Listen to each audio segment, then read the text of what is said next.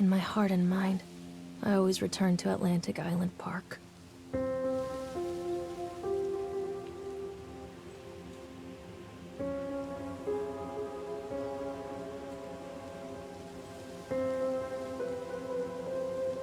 Where's Mr. Bear?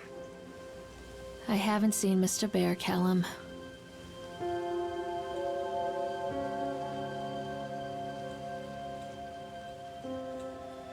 Stay in the car. I'll go and ask information.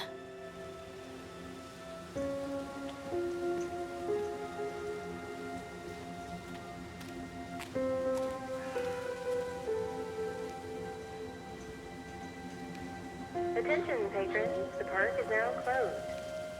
Please make your way to the car park at your earliest convenience. Employees prepare the park for shutdown. Callum was born the day this place opened. This is his favorite place in the world.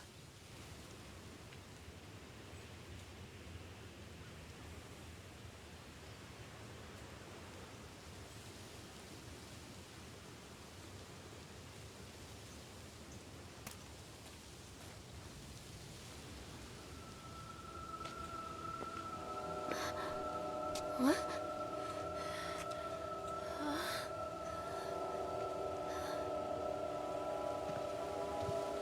Hey, Lorraine. Lorraine. Don't blame yourself, Lorraine. People lose things all the time. Take a deep breath and think about the last place you saw your son's teddy bear. Hey, stop! I think your boy just ran into the park. I'll unlock the gates for you.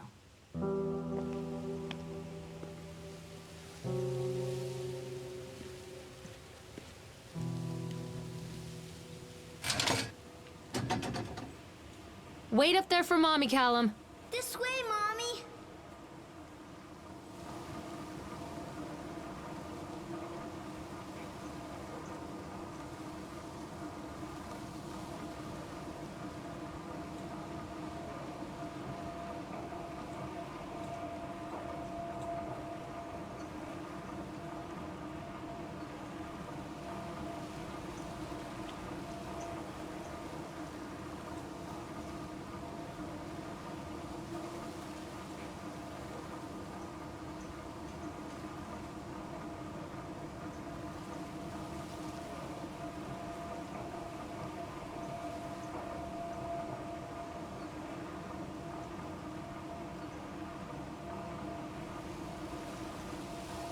Callum, where are you going? Over here.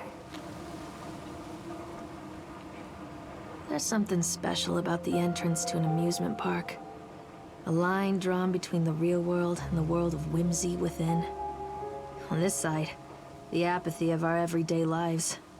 And on the other, anything we might dare to dream.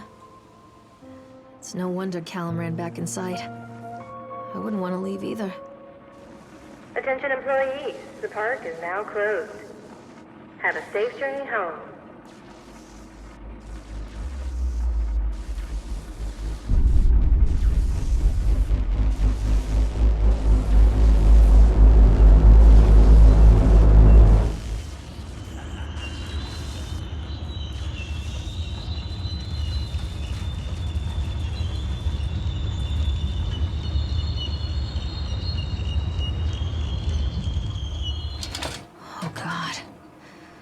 Park.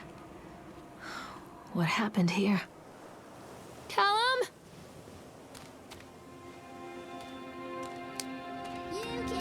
I'm not playing anymore, Callum. Come back, Callum. Wait for Mommy.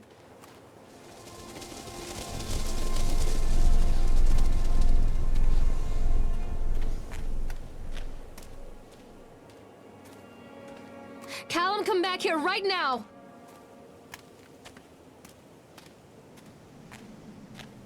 Callum!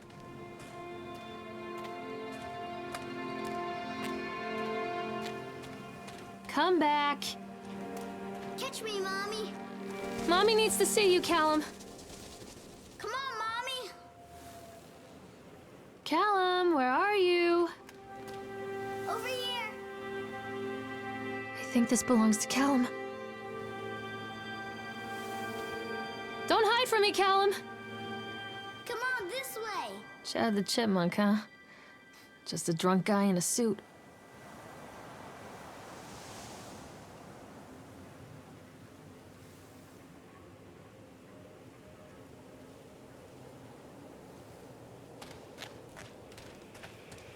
What is this about?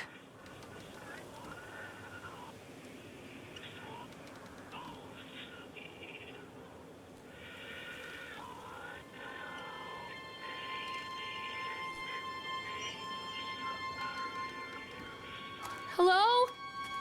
Over here. Callum? Where'd you go? This way. Stop! Callum! Over here. Come back, Callum. Callum, stay where you are. Mommy needs to see you, Callum. Callum?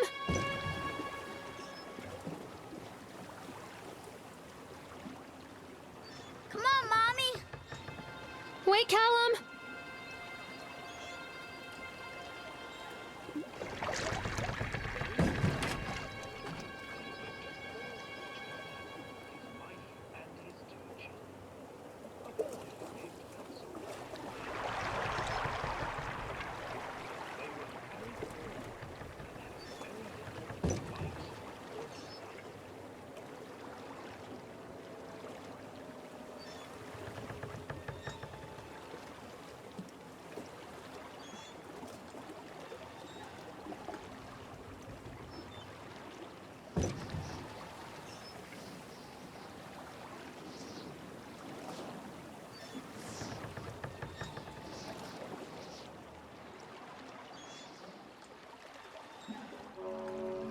Near a great forest, there lived a poor woodcutter, his wife and his 2 children.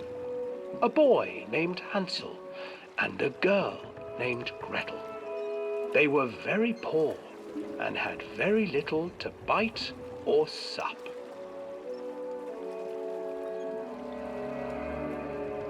"What will become of us?"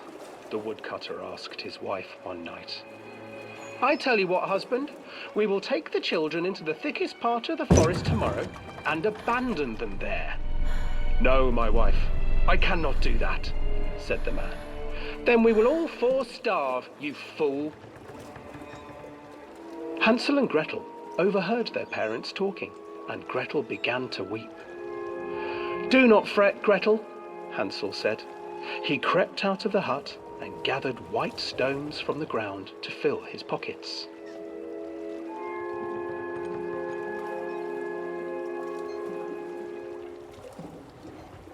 The next morning, the woodcutter leads the children into the forest. Before they leave, their mother gives them a slice of bread and warns them that they will get no more food that day. Clever Hansel leaves a trail of white stones behind them as they pass into the woods. When their father leaves them, the children wait a while, then follow the trail back to their parents' house. After receiving a thorough scolding from their parents for getting lost in the woods, the children are sent to bed without any supper. Hansel tried to sneak out and collect more white stones, but found that the door was locked. "Tomorrow I will take them into the woods myself," the wife told the woodcutter. In the morning, their mother gave them a slice of bread and led them deep into the forest once again.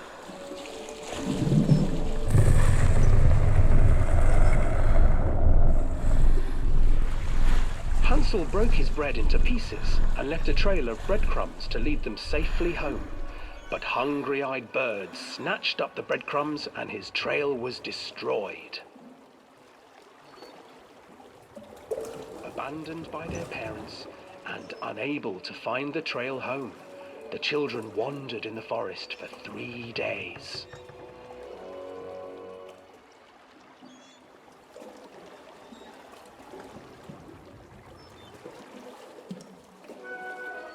The children stumbled into a clearing with an exceedingly strange house. Its walls were made of gingerbread, and its windows were panes of clear sugar. Hansel, desperately hungry, ran forward and began to nibble on the walls.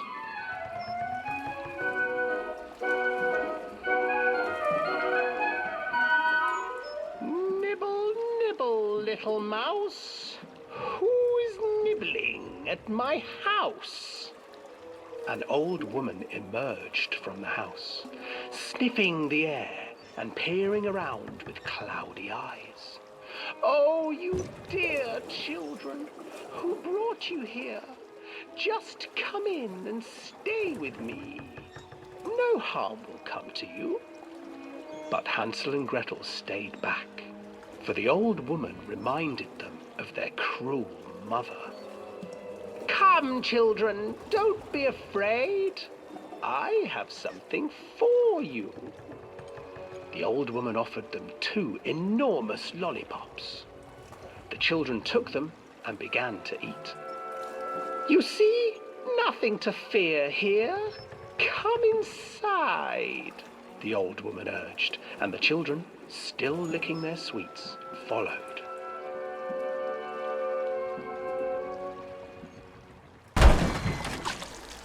Once inside the house, the old woman changed.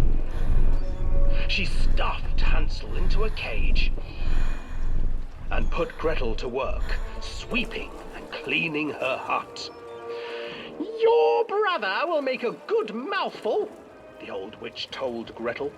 Once he is fattened up, I shall feast upon him.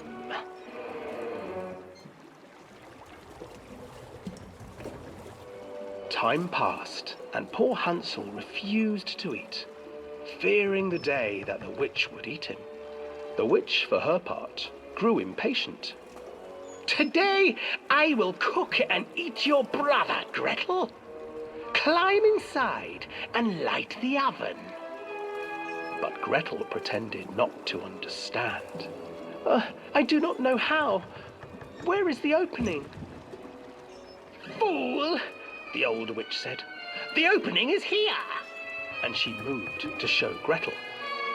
Seizing her courage, brave Gretel gave the witch a shove, and the old crone tumbled forward into the oven. Gretel slid a large iron bolt over the door to the oven.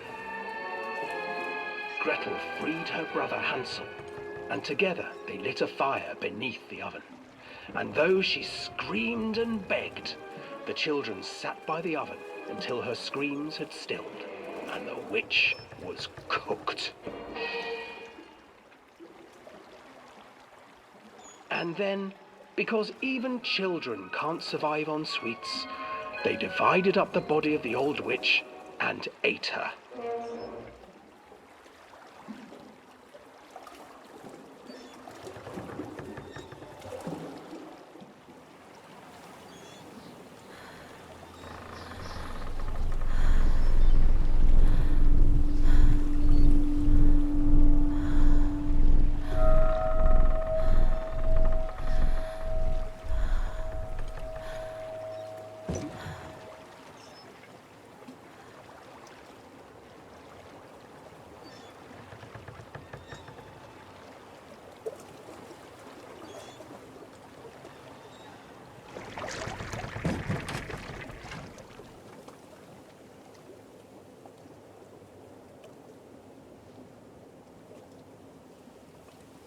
Where are you, Callum?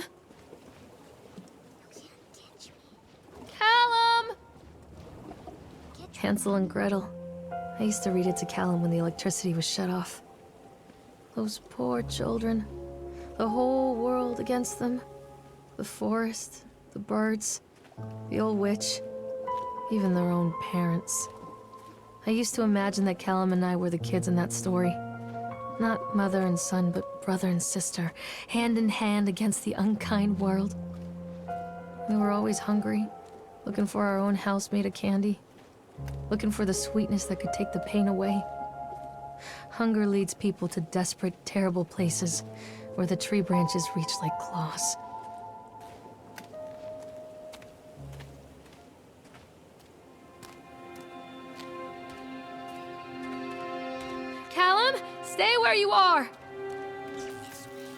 Another accident.